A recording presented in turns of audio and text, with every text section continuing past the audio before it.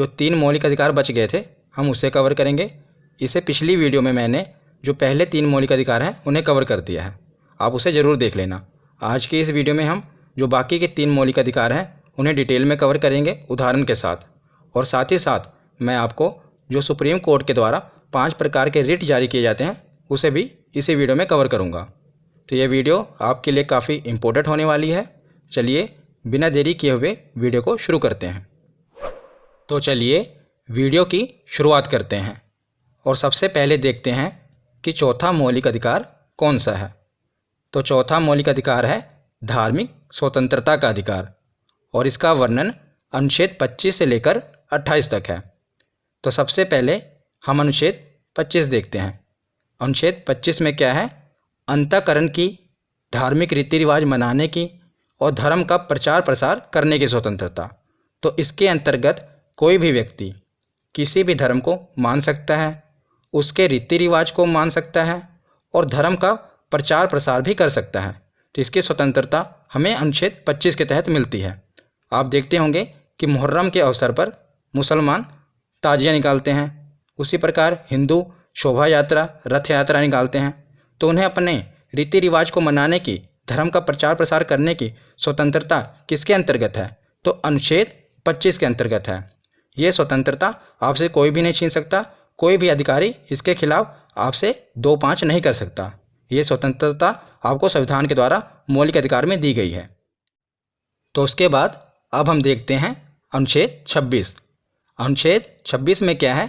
धार्मिक कार्यों के प्रबंध की स्वतंत्रता। इसके अंतर्गत कोई भी व्यक्ति अपने धर्म के लिए संस्थाओं की स्थापना, कानूनी रूप से धार्मिक संपत्ति का अर्जन, स्वामित्व व प्रशासन करने का अधिकार है।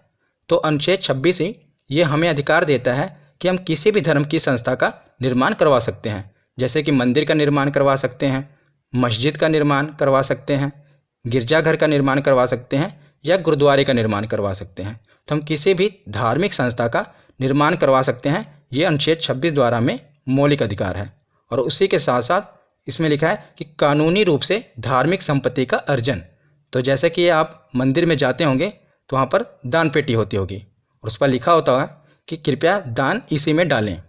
तो मंदिर क्या करते हैं? इसके द्वारा धन अर्जन करते हैं। तो इसमें लिखा गया है कि कानूनी रूप से धार्मिक संपत्ति का अर्जन किया जा सकता है और साथ ही साथ स्वामित्व व प्रशासन करने का अधिकार है। तो आप मंदिर, मस्जिद या कोई भी धार्मिक संस्था हो उसे चलाने के लिए ट्रस्ट बनता है ना। तो ट्रस्ट में क्या होते हैं? मेंबर होते हैं, तो वही उस धार्मिक संस्था को चलाते हैं। तो इसमें दिया गया है अधिकार कि स्वामित्व व प्रशासन करने का भी अधिकार है। तो ये हमें अनुच्छेद 26 कहता है। तो उसके बाद हम देखते हैं अनुच्छेद 27। अनुच्छेद 27 में क्या है? धार्मिक कार्य के लिए धन कर मुक्त होगा, यानी कि टैक्स फ्री होगा। अगर आप किसी भी धार्मिक संस्था को डोनेशन करते हैं, चैरिटी करते हैं, तो आपके उस पैसे पर टैक्स नहीं लगेगा। राज्य किसी भी व्यक्ति को ऐसे कर देने के लिए बाध्य नहीं कर सकता जिसकी आय किसी विशेष धर्म अथवा धार्मिक संप्रदाय की उन्नति या पोषण के लिए व्यय की गई हो। तो आप अगर किसी भी धार्मिक संस्था को दान करेंगे तो आपके उस धन पर टैक्स नहीं लगेगा। ये अनुच्छेद 27 कहता है। और वो धार्मिक संस्था जो है, जो मंदिर है या मस्जिद है, उसके पास भी जो धन या संपत्ति है उस पर भी टैक्स नहीं लगेगा। ये अनुच्छेद 27 कहता है। तो अनुच्छेद 27 के बाद अब हम देखते हैं अनुच्छेद 28। अनुच्छेद 28 में क्या है? सरकारी खर्च से चलने वाले संस्थान में धार्मिक शिक्षा नहीं दी जाएगी। तो इसके अंतर्गत सरकारी खर्च से चलने वाले किसी भी शिक्षण संस्थान में कोई धार्मिक शिक्षा नहीं दी जाएगी। ऐसे शिक्षण संस्थान अपने विद्यार्थियों को किसी धार्मिक अनुष्ठान में भाग लेने या किसी धर्म उपदेश को जबरदस्ती सुनने हेतु बाध्य नहीं कर सकते। तो अनुच्छेद 28 ये कहता है कि जो भी सरकारी स्कूल हैं, यानी कि सरकारी शिक्षण संस्थान हैं, वो किसी भी प्रकार की धार्मिक शिक्षा नहीं देंगे और ना ही किसी भी प्रकार के धर्म के उपदेश को जबरदस्ती सुनने हेतु बाध्य कर सकते हैं। तो ये अनुच्छेद 28 कहता है। तो धार्मिक स्वतंत्रता के अधिकार के बाद अब हम देखते हैं 5वां मौलिक अधिकार। 5वां मौलिक अधिकार कौन सा है? संस्कृति एवं शिक्षा संबंधी अधिकार। तो इसका वर्णन अनुच्छेद 29 से 30 में है, यानी कि इसके दो ही महत्वपूर्ण अनुच्छेद हैं, 29 और 30। तो सबसे पहले हम देखते हैं अनुच्छेद 29।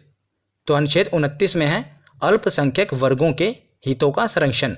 वेरी इंपॉर्टेंट, कई बार एग्जाम में पूछा गया है कि अल्पसंख्यक वर्गों के हितों का संरक्षण ये किस अनुच्छेद में है, बहुत बार एग्जाम में पूछा गया है। तो इसका वर्णन अनुच्छेद 29 में है। अब मैं आपको ट्रिक से बताऊंगा कि इसे याद कैसे करना है। तो जो संविधान के महत्वपूर्ण अनुच्छेद हैं जितने भी हैं, ये मैंने एक वीडियो में कवर कर रखे हैं और मैंने आपको उसमें ट्रिक से बताए हुए हैं कि कैसे उसे याद करना है। अगर आपने वो वीडियो नहीं देखी तो मैं ऊपर आई बटन में उसका लिंक दे दूंगा, आप वो वीडियो ज़रूर देख लेना। तो उसमें मैंने ये भी बताया था कि इसे याद कैसे करना है अनुच्छेद 29 को, कि ये अल्पसंख्यक से रिलेटेड है। तो आज भी मैं बता देता हूँ क्योंकि इसका जिक्र है। तो मैंने उस समय आपको बताया था उस वीडियो में कि हम एक इमेज से इसे याद करेंगे, क्योंकि अगर आप कोई भी चीज़ पिक्चर से याद करते हो तो आप ज़्यादा देर तक याद रख सकते हो। तो इसे हम देखते हैं कि अनुच्छेद 29 कैसे अल्पसंख्यक से रिलेटेड है, ये कैसे याद करेंगे। तो उस समय मैंने आपको बताया था कि जो 2 है, इसकी इमेज ऐसी है, आप अपने दिमाग में ऐसे कॉन्सेंट्रेट करें कि जो 2 है ये ऐसे लग रहा है कि एक झुका हुआ व्यक्ति है, मतलब एक गिड़गिड़ा रहा व्यक्ति है। तो जब संविधान नहीं बना था उस समय जो माइनॉरिटी थी, यानी कि जो अल्पसंख्यक थे, वो भी अपने अधिकारों के लिए गिड़गिड़ा रहे थे, मतलब झुके हुए थे। पर जैसे ही संविधान में उन्हें मतलब पावर दी गई, अल्पसंख्यक वर्गों के हितों का संरक्षण किया गया, संविधान बना, तो वो उठकर खड़े हो गए। अब वो सीना चौड़ा करके खड़े हो गए। पहले वो झुके हुए थे, तो जो 2 है ये ऐसे लग रहा है ना कि झुका हुआ व्यक्ति है, पर जैसे ही उनको अधिकार मिले तो वो खड़े हो गए। तो 9 जो है ऐसा लग रहा है कि खड़ा हुआ व्यक्ति है। तो इस प्रकार आप इमेज से याद कर सकते हैं कि जो अनुच्छेद 29 है ये अल्पसंख्यक के हितों से संरक्षण से रिलेटेड है, क्योंकि ये कई बार एग्जाम में पूछा गया है। उस समय आपको ऑप्शन में आएगा 26, 27, 28 अनुच्छेद। तो आप कैसे देखेंगे अनुच्छेद 29 आएगा, तो आपको कैसे पता चलेगा? तो आपके दिमाग में ये इमेज क्लिक करेगी कि जो अनुच्छेद 29 है ये अल्पसंख्यक के वर्गों के हितों के संरक्षण से रिलेटेड है।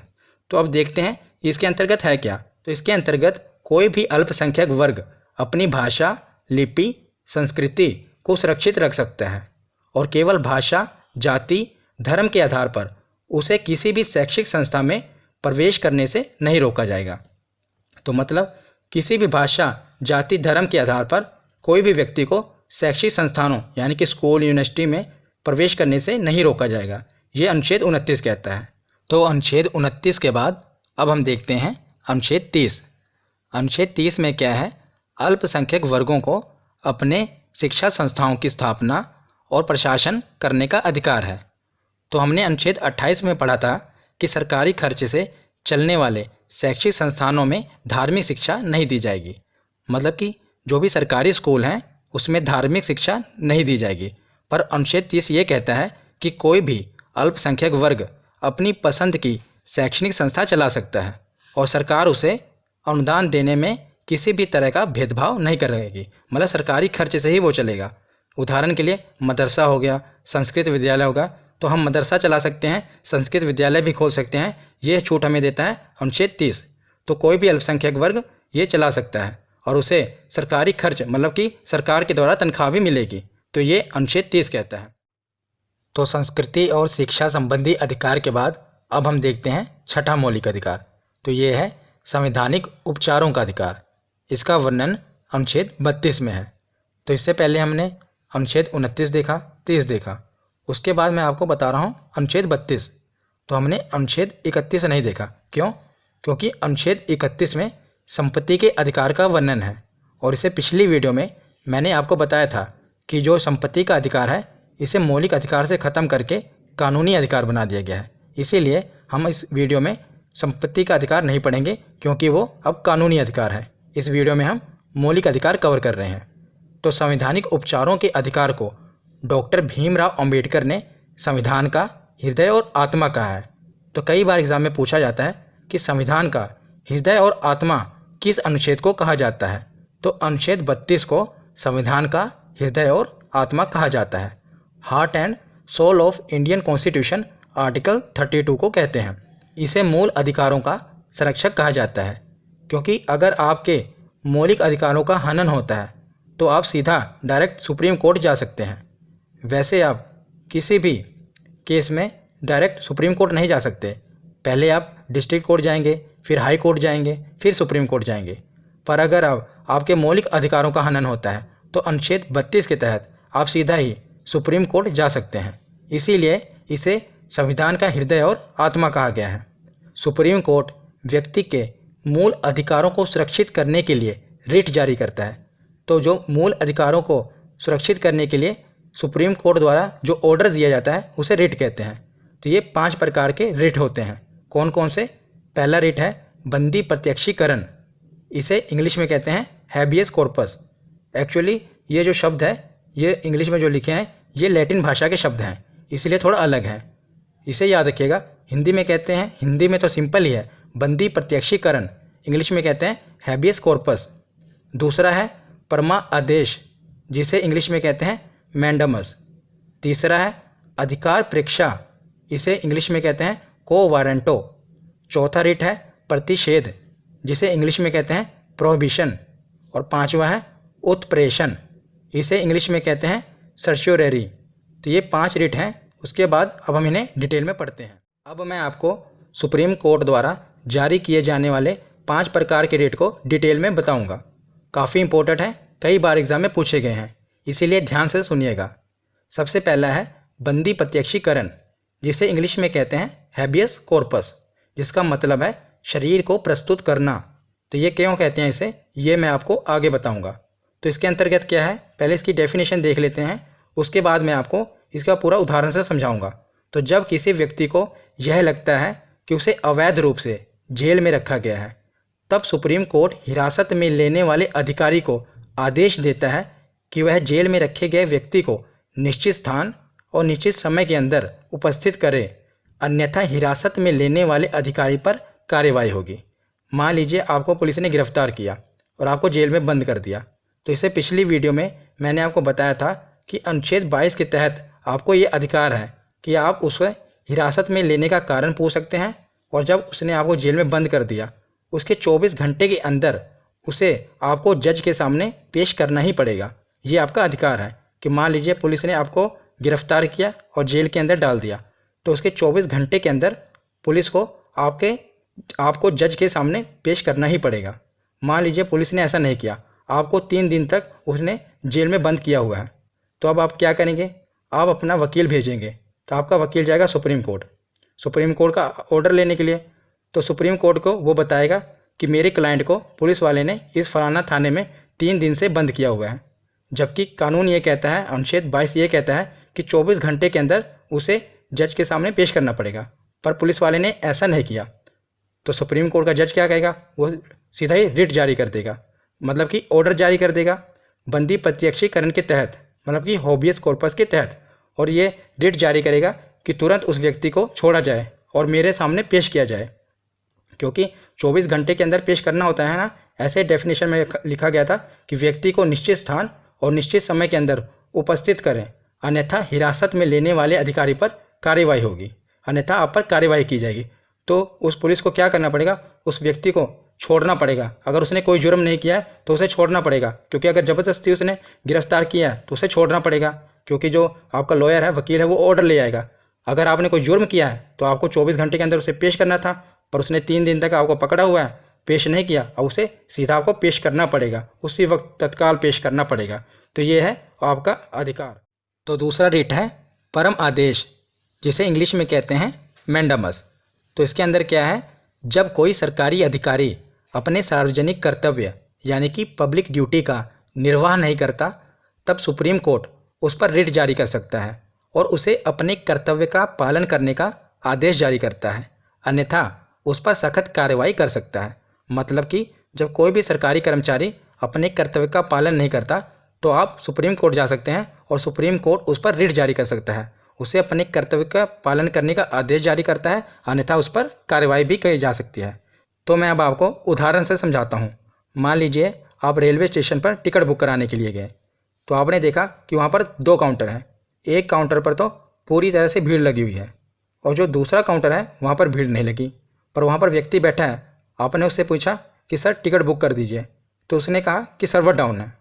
आपने देखा जो दूसरा सिस्टम है वो तो चल रहा है, पर इस व्यक्ति का सिस्टम नहीं चल रहा, और आपका वहाँ पर रोज़ आना जाना है। तो दूसरे दिन आप गए, दूसरे दिन भी आपने यही दृश्य देखा कि एक जगह तो पूरी लाइन लगी हुई है और जो दूसरा काउंटर है वो खाली है। तो फिर आपने पूछा, तो फिर उस व्यक्ति ने यही कहा कि सर्वर डाउन है। तो एक दिन आपने देखा कि हो क्या रहा है, तो जब आप अंदर गए, आप अंदर देखा आपने कि वो व्यक्ति जो है वो सर्वर कोई डाउन नहीं हो, वो अंदर 3 पत्ती की गेम खेल रहा है और आपको बार बार कह रहा है सर्वर डाउन है। तो आपने क्या किया, तो उसके अधिकारी को आपने, उससे जो ऊपर अधिकारी है उसे कंप्लेंट किया, पर उसके ऊपर अधिकारी ने भी कोई कार्रवाई नहीं की। तो अब आप क्या करेंगे, आप सीधा सुप्रीम कोर्ट जा सकते हैं और सुप्रीम कोर्ट में जाके उसके खिलाफ ये ऑर्डर जारी यानी कि रिट जारी करवा सकते हैं। तो अब क्या करेगा सुप्रीम कोर्ट, क्योंकि वो एक पब्लिक ड्यूटी कर रहा है ना व्यक्ति, वो सरकारी नौकर है, तो वो अपने ड्यूटी का निर्वाह नहीं कर रहा है। याद रखिएगा जो परम आदेश है ये प्राइवेट पर नहीं लगेगा, ये सिर्फ सरकारी कर्मचारियों पर लगेगा, क्योंकि जो प्राइवेट ड्यूटी करते हैं वो तो आपको पता ही है कैसे काम करते हैं, पर जो सरकारी ड्यूटी करते हैं वही ऐसे ढीलाखानी काम करते हैं। तो आप क्या करवा सकते हैं, सुप्रीम कोर्ट द्वारा उस पर रिट जारी करवा सकते हैं। तो सुप्रीम कोर्ट एक ऑर्डर जारी करेगा, जो उससे ऊपर का अधिकारी है उसे कहेगा कि इसके खिलाफ तुरंत एक्शन लो, तो उसको तुरंत उसके खिलाफ एक्शन लेना पड़ेगा, क्योंकि सुप्रीम कोर्ट द्वारा रिट जारी किया गया है। तो याद रखिएगा जब कोई भी सरकारी कर्मचारी अपने ड्यूटी का निर्वाह नहीं कर रहा है तो आप उसके खिलाफ सुप्रीम कोर्ट जा सकते हैं। उसके बाद तीसरा रिट है अधिकार परीक्षा, जिसे इंग्लिश में कहते हैं को वारंटो। तो इसमें क्या है, यह रिट तब जारी किया जाता है जब कोई व्यक्ति गैर कानूनी तरीके से कोई सरकारी पद प्राप्त कर लेता है। तो मैं अब आपको उदाहरण समझाता हूँ। मान लीजिए आप सरकारी नौकरी की तैयारी कर रहे हैं और आपके पड़ोस में भी एक लड़का सरकारी नौकरी की तैयारी कर रहा है, और एक दिन क्या हुआ, उसने आपका दरवाज़ा खटखटाया और मिठाई का डब्बा लेकर आ गया। आपने पूछा क्या हुआ, किस खुशी में, तो उसने कहा मेरी सरकारी नौकरी लग गई है।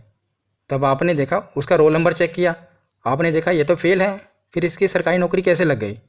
तब जब आपको इसकी अंदर की बात पता लगी तो आपको पता लगा कि इसने घूस देकर या रिश्वत देकर सरकारी नौकरी प्राप्त की है। तो अब आप क्या करेंगे, आप सीधा सर सुप्रीम कोर्ट जाएंगे और उसके खिलाफ रिट जारी करवा देंगे।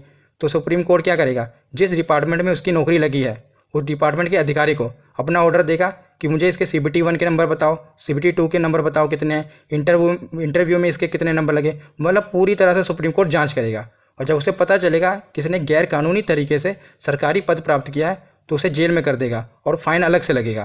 तो यह है अधिकार परीक्षा यानी कि को वारंटो। जब गैर कानूनी तरीके से कोई भी व्यक्ति सरकारी पद प्राप्त कर लेता है तो उसके खिलाफ सुप्रीम कोर्ट रिट जारी कर सकता है। तो उसके बाद चौथा रिट है प्रतिषेध, जिसे इंग्लिश में कहते हैं प्रोहिबिशन। यह आदेश सर्वोच्च न्यायालय तथा उच्च न्यायालय द्वारा निम्न न्यायालय को जारी किया जाता है। तो याद रखिएगा सर्वोच्च न्यायालय और उच्च न्यायालय ये निम्न न्यायालय को जारी कर सकते हैं, और आदेश दिया जाता है कि इस मामले में अपने यहाँ कार्रवाई ना करें क्योंकि यह मामला उनके अधिकार क्षेत्र के बाहर है। तो कोई भी मामला अगर जो निम्न न्यायालय है उसके अधिकार क्षेत्र के बाहर है तो जो उच्च न्यायालय और सर्वोच्च न्यायालय ये ऑर्डर दे सकते हैं कि आप इस मामले को ऊपर कोई कार्रवाई ना करें। तो कैसे कोई मामला किसी के अधिकार क्षेत्र के बाहर हो सकता है, मान लीजिए एक उदाहरण से मैं आपको समझाता हूँ कि मान लीजिए कि बिहार के पटना में कोई मर्डर हुआ, कोई व्यक्ति ने मर्डर किया और इसका मुकदमा चल रहा है तमिलनाडु के कोर्ट में। तो आप बताइए ये उस कोर्ट के अधिकार क्षेत्र में है, मर्डर तो हुआ है, वो जुर्म तो है, पर बिहार का कोर्ट देखेगा ना इसे, पटना का, ना कि तमिलनाडु का कोर्ट देखेगा। तो ये उसके अधिकार क्षेत्र से बाहर है। तो इस समय सुप्रीम कोर्ट ये रिट जारी कर सकता है कि आप इस केस को नहीं देख सकते क्योंकि ये आपके अधिकार क्षेत्र के बाहर है, ये पटना में मर्डर हुआ है ना कि तमिलनाडु में। तो यह है प्रतिषेध। तो पांचवा और आखिरी रिट है उत्प्रेषण, जिसे इंग्लिश में कहते हैं सर्च्योररी। तो इसके अंतर्गत अधीनस्थ न्यायालय जहाँ पर मुकदमा चल रहा है उसे वरिष्ठ न्यायालय उसे आदेश दे सकता है कि उस मुकदमे को तुरंत लंबित कर दें और वरिष्ठ न्यायालय के पास भेजो। आपको पता है कि सबसे ऊपर होता है सुप्रीम कोर्ट, फिर उससे नीचे होता है हाई कोर्ट, और उससे भी नीचे होता है डिस्ट्रिक्ट कोर्ट यानी कि जिला न्यायालय, उच्च न्यायालय, और सबसे ऊपर है सर्वोच्च न्यायालय। मान लीजिए डिस्ट्रिक्ट कोर्ट यानी कि जिला न्यायालय में कोई मुकदमा चल रहा है तो हाई कोर्ट उसे रिट जारी कर सकता है कि तुरंत इस मुकदमे को लंबित कर दो और मेरे पास भेजो, यानी कि वरिष्ठ न्यायालय हाई कोर्ट के पास भेजो। अगर हाई कोर्ट में कोई मुकदमा चल रहा है तो सुप्रीम कोर्ट उसे रिट जारी कर सकता है कि इस मुकदमे को लंबित कर दो और तुरंत अपने से वरिष्ठ न्यायालय यानी कि मेरे पास भेजो। तो कोई भी मुकदमा अगर किसी भी अधीनस्थ न्यायालय में चल रहा हो तो जो उससे ऊपर का न्यायालय है वो रिट जारी करके कहेगा कि तुरंत इसे अपने से वरिष्ठ न्यायालय में भेजो। तो आज की ये वीडियो यहीं पर ख़त्म होती है। कैसी लगी आपको ये वीडियो कमेंट सेक्शन में ज़रूर बताना। धन्यवाद।